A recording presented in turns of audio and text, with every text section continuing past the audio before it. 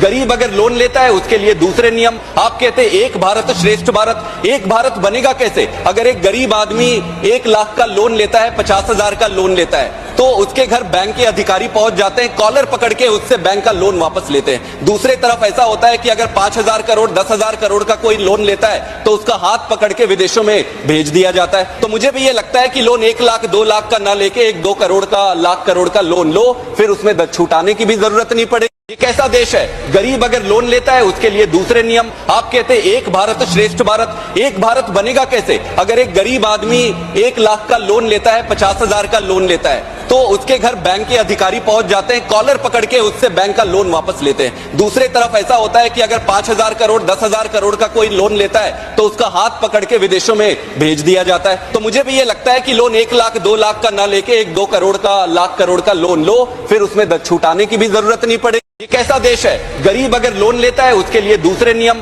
आप कहते हैं एक भारत श्रेष्ठ भारत, एक भारत बनेगा कैसे? अगर एक गरीब आदमी 1 लाख का लोन लेता है, 50,000 का लोन लेता है, तो उसके घर बैंक के अधिकारी पहुंच जाते हैं, कॉलर पकड़ के उससे बैंक का लोन वापस लेते हैं। दूसरे तरफ ऐसा होता है कि अगर 5,000 करोड़ 10,000 करोड़ का कोई लोन लेता है तो उसका हाथ पकड़ के विदेशों में भेज दिया जाता है। तो मुझे भी ये लगता है कि लोन 1 लाख 2 लाख का ना लेके 1-2 करोड़ का, लाख करोड़ का लोन लो, फिर उसमें छूटाने की